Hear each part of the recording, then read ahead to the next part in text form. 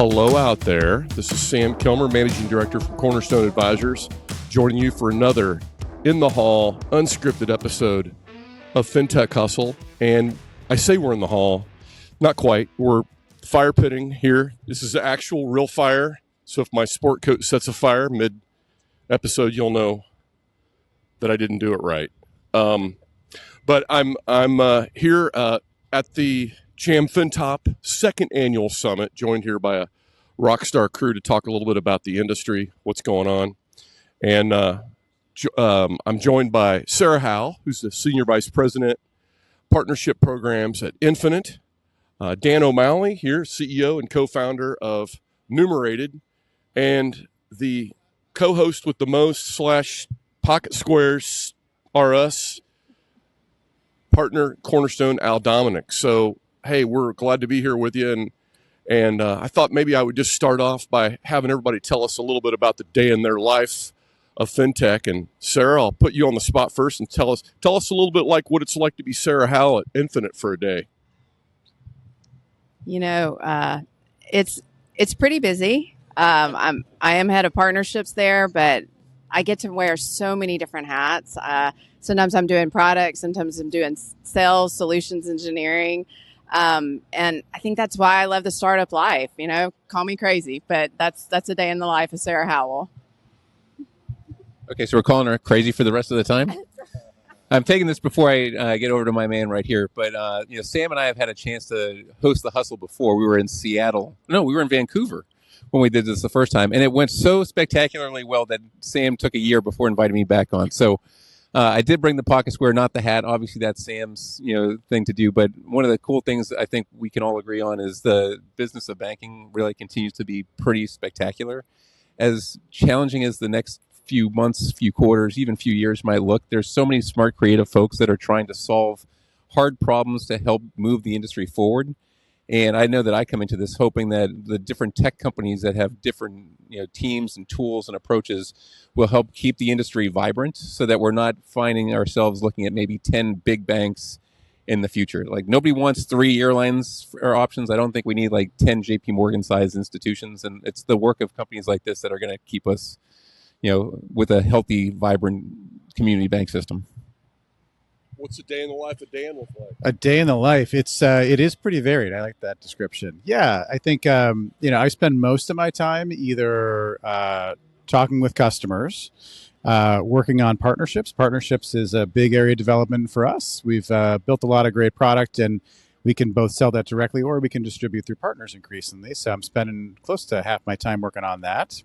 And then just leading the team. I get the privilege of leading the 80 people who are at Numerated and helping them understand how to do the best work of their careers. And that is incredibly satisfying as well.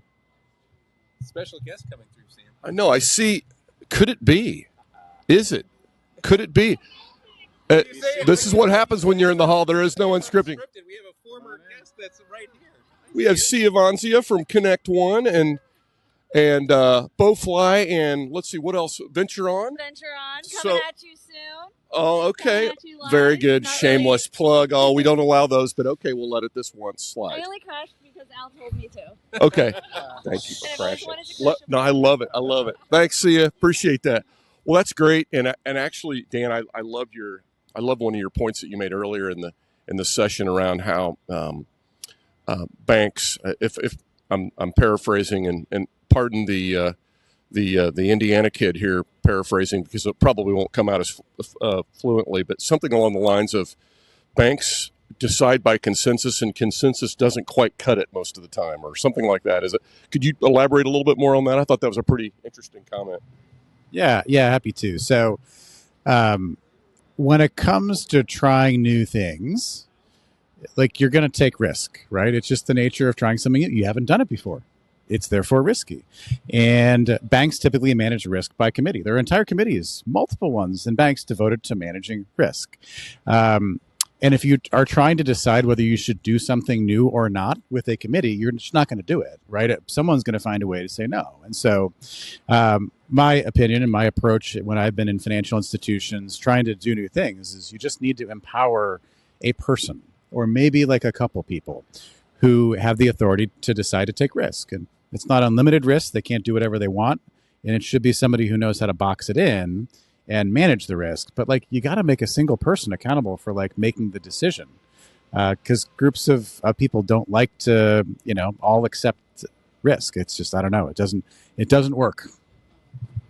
Yeah, and I should have pointed out when I introduced both of you that you were at Capital One, you were at Eastern Bank, so you're kind of one of those interesting personalities in that you were the banker and you were the fintech-er, and of course, we're JAM Fintop, so we're all in the investor world too. And Sarah, I know prior to Infinite, you Visa and TSYS, and I mean, so the backgrounds here are varied in terms of not, yeah.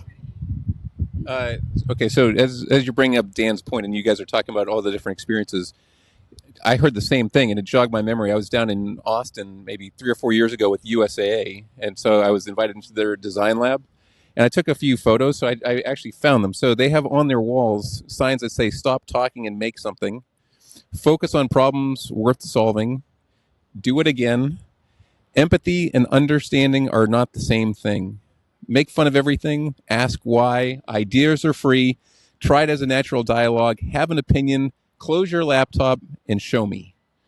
And so I just, again, I'm just pulling this out because I think Dan's mindset and his message to everyone is empowering your team and trusting them to make smart, educated decisions. They'll never be perfect, but it's much better to act with some purpose. And I think that's one of the big themes that I picked up today was you've got to be faster in the way you do things. You cannot just sit and wait for things to be, commercially available. Like, get after it. Try some stuff. Like the AI session that came up this morning. I don't know if you thought that was pretty cool, but maybe you could talk about that real fast. Well, I don't know about the AI part. I have really enjoyed just speaking to some amazing people here. I did ask the guy that was so well eloquent about the AI, about what he thought Biden's executive order would mean for AI and the watermark capabilities of the government, but not allowing other companies or institutions, or not mandating that they use a watermark. Because at what point do you know what's been human created versus AI created? So I think that opens up a whole other can of worms. But I would like to piggyback off on, really what you were saying, Dan, and that's what I told you earlier. I really appreciated what you had to say, just about having that main person in the organization with the decision-making power. What I do think that requires is a enormous amount of personal courage. I think what's been hard as an innovator that lived in these big organizations, that you were always forcing the organization or seeing things ahead of where other people saw them. And then you had to have the personal courage, regardless of where you were in the organization, to say, this is what we should do because that's where the market's headed. And sometimes I've done that, and it's kind of at great personal risk. And so I would love to get y'all's thoughts on, like, what do you think as far as being a change agent in an organization, what that means to you personally, and what you have to do on a personal perspective to have the courage to make that decision? Yeah.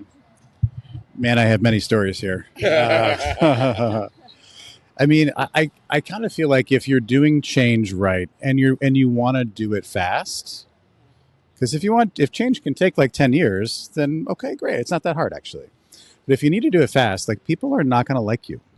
They're just not going to like you. You're going to cause them problems. They're going to think you're wrong. They're going to think you're stupid. Let me see. I got called. All the names I got called. You could go not safe for work on this one too. Yeah. Okay. All right. Maybe I will. I was told by the chief credit officer of the bank that the test that I wanted to run was amoral. It was wrong. I was told by a board member of the bank that I was a heretic, which I thought was kind of cool, actually. I was like, that's a good one. Stuff right there. Yeah. They're going to take you out to Plymouth Rock and be like, I'm going to show you what we do with folks like you. That's right. Yeah. Da Vinci and Dan. Yeah. Yeah. And the most tense situation. So it was a meeting. It was basically the 6 most senior people at the bank, and we were talking about the first credit test we were going to run, and we were going to do loans that we thought might probably go bad. And so the chief lender of the bank, who's a great guy, and I'll tell a story at the end that'll make this all okay. I promise. He was like getting visibly irritated in the meeting. He wasn't speaking. His face was turning red. And finally he exploded and he like smashed his fist on the table. And again, it's the 6 most senior people in the bank sitting around talking. And he said, "This is the stupidest fucking idea I've ever heard." And he's staring at me while he's saying it. And I was like, I'm just going to sit here and take it. I'm not even going to say a thing. I'm just going to sit here and just kind of smile. And so we sat like that for 30 full seconds of silence. And finally, the CEO of the bank said, "Well, I think we're done." And he stood up and he walked out of the room. We all left. Like, that was a real senior meeting at the bank because we were trying to drive change, and he hated me. But we did the test. It was very successful. We didn't lose any money on the test, actually. We made money on the loans we made. And that same guy referred the 6th customer of Numerated to us. And I bought him a nice bottle of wine, and he's a wonderful human. So one thing that you bring up, a good extreme example of it too, that when I've been doing strategic planning with clients over the years, including in banks, not just in tech firms, is, if you're not having any conflict, if you're not having any, we can have an argument about whether or not, there should be F-bombs dropped in the boardroom. But I think the main thing is if there's not good, hearty, beyond debate, like people that are passionate about it, I think you're doing it wrong. And I like the fact that that it did come full circle. But even if it didn't come full circle, I tend to think that the pressure creates that back and forth still creates a good outcome. And so it's kind of one of the, I'm glad that you let it breathe for 30 seconds. I'd love to believe that I would have been able to do that. I think that's an incredibly strong thing to do. But I don't know. So anyway, that's great. And I heard some really promising things today. But I would also just love you, whether it's inside the walls of JAM Fintop, the summit here or not, I would also just love your perspectives on what you see in the industry right now. What you think might be working well or not well. And I guess we can start on the positive side. What do you guys see that you think is working really well right now in fintech? Anything jump out at you as just something that you see just working really well, whether it's on the business or the technical side? Anybody want to take a shot at that? I don't know if I'd say it's in fintech. I think what I'm really encouraged by is some of the collaboration that I'm seeing among the banks, especially relative to driving and affecting change and coming together to lobby for change that's going to help the community banks and drive them forward, and even sharing information. And I'm seeing this, with AFC and with Alloy Labs and some of these guys that are taking problems that community banks have, and they're actually sharing those problems and trying to solve those problems together. And I think the greater the collaboration that we can see in the community banking space, the greater the chance for us to have a strong community banking sector moving forward, and not the 12 banks that you talked about earlier. Well, it's interesting, Sam, when you think about just the nature of fintech and how in some ways the bloom is off the rose for a lot of the conversations. So if you go back to 2015, 2016, people are, still trying to wrestle with, is this friendly? Is this a foe? I think there's a little bit of fatigue that's set in. People have heard the stories, even here, there's some great companies, but they, like Numerated, had to acknowledge, hey, we've been in this portfolio. You've heard what we've done, but there's some really interesting stuff that we've been able to iterate off of and continue to press and to grow. So it's not living on past success. I love that nobody talked about the triple P, rollouts, because that was 3 years ago. I mean, and yeah, that's massively successful, but we are not finding a lot of companies living in the past. They're trying to look ahead and help people to pre-position themselves for things. So it's not to be a fortune teller, and I think there's a lot more pragmatism that I can see for tech executives that understand we're going to go a lot further together than we can as individuals.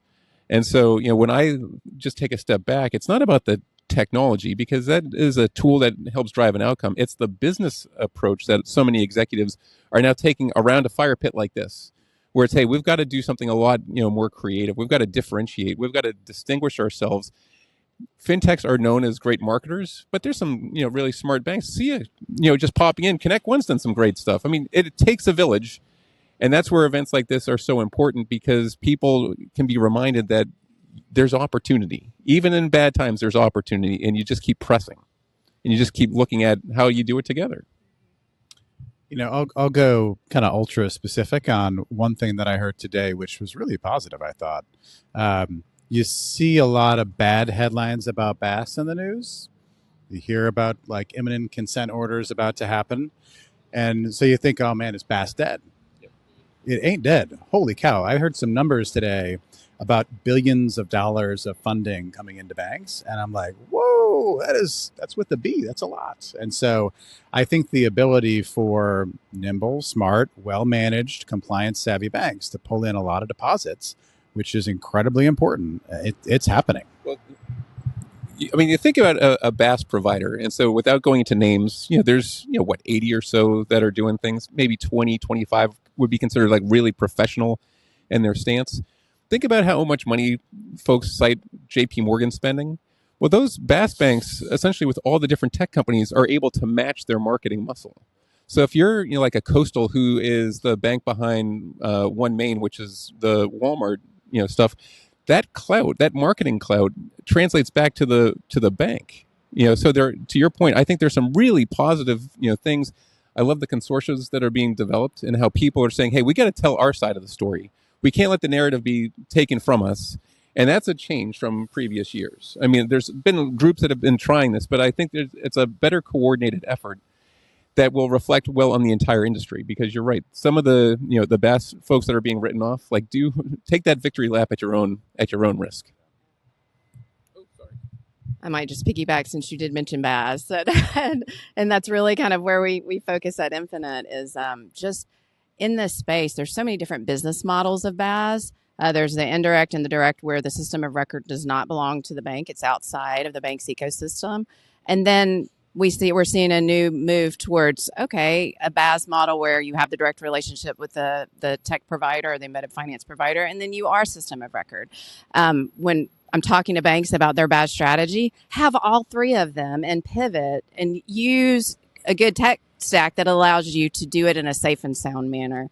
There's some banks out there, some of the guys that have been in it for a very long time. One of them I met with last week at Money 2020, 160 million accounts on file through their BaaS platform, their BaaS clients. Yeah, I mean, you can't, it's staggering. It's staggering. And so there is a lot of opportunity, but this is a time for community banks to come together and protect the space, because BaaS is moving up market, and we want to be able to make sure that the community banks have what they need to power their BaaS strategies, regardless of which business model they choose, so that they can compete for the business if it does move up market. Yep. Sam, you usually are the one asking questions. Can we turn around on you and say, like, what had you falling out of your chair today? Okay, so I can't remember her name, but she was so smart, from FiSpan. Yeah, Lisa. I just loved how detailed how gritty and into it she was on how ERP systems connect through to cash management. And it's kind of like Dan in our earlier conversations a couple years ago about, the connection between a loan origination system and spreading. To some that might seem like a very arcane thing. It turns out that's a really important. There's a lot of breakdown in that, right? There's a lot of if there's any connection at all, there's a lot of breakdown between things like ERP systems and treasury systems. I think treasury in general is an area that just does not get nearly as much coverage as maybe it should in terms of the ultimate power play of the banking industry, in terms of so much commercial banking going on, so many people needing strong, loyal deposits to go with those loans. Treasury's right in the middle of that equation and solving for very specific use cases. Whenever I hear the examples and storytelling, like you said, it was Lisa from FiSpan. Lisa Shields, fantastic. I was just blown away by that. But there were several things I heard today. Riaz's lots of different observations. There was a gentleman from a compliance software company that was giving very specific examples around the pass rates and things of that nature that I thought, well, Sarah, in some of our conversations before, compliance isn't always the sexiest topic. So if you can be very specific And I will say I'm going to come back and ask a negative question now. What could be working better in the industry? And I'll give you one straight from the stage today. I thought that easily 2/3 of the company pitches were needlessly boring. You're stealing my thunder on this one. Well, this is what we do. This is what we. Yeah, that's right. We're cooperating here, Al. Come on. So that's my. I would just ask you guys, give us some thought. What do you think? We talked about things that are working well. What do you think could be working better in this? And my take is great product coming out, people putting sprints into their product development, and then needlessly not sprinting their 60-second pitch so that it's an interesting example right out of the gate as opposed to, hi, I'm blah, blah, blah from blah, blah, blah, and here's what we blah, blah, blah. I think that could be so much better and more inspirational. Maybe I'm too harsh of a critic because I came from that world. But anyway, anybody have any takes on things? Sarah? I would echo that comment, but what I think what it's showing is that selling into banks is much more nuanced and much more sophisticated than it was pre-VC winter.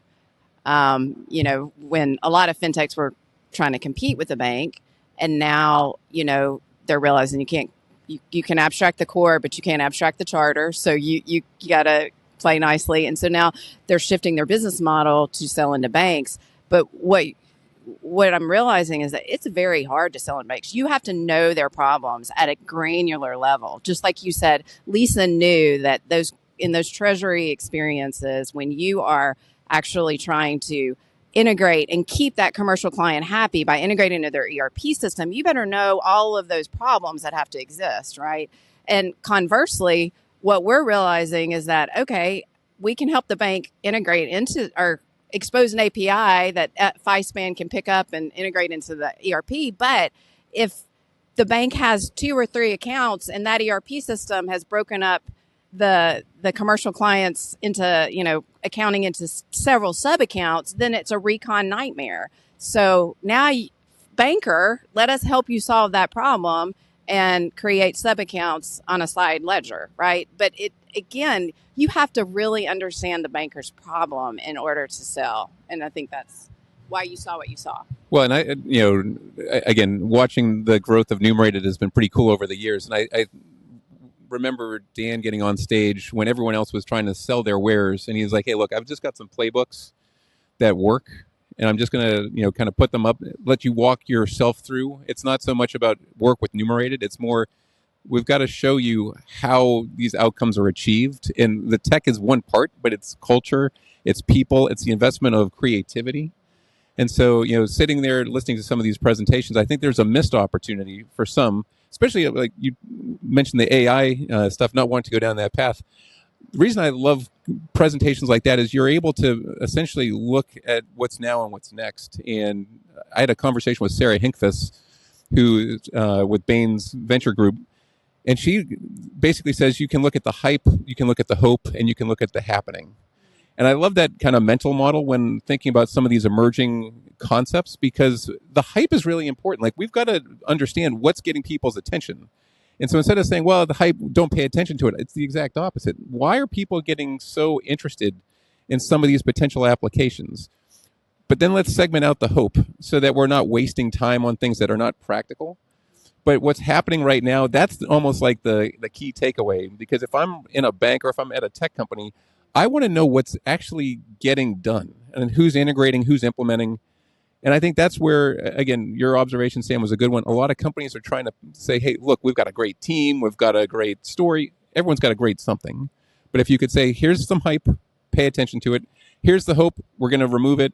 But what's happening right now that's material to your business is X, Y, and Z. Like, that's a pretty strong presentation. Yeah, I'll maybe talk a little bit about kind of the solving actual problems and really understanding what they are. That really resonated with me. And I think it can be hard because when hype happens in an industry and everyone's like, oh, I need a platform for X, it's very easy to show up and have a conversation with the bank and be like, oh, we're a platform for X. And honestly, you can waste a bunch of time for both the bank and as a technology company, your team, and not get to a deal because it wasn't really a problem that anybody needs to solve.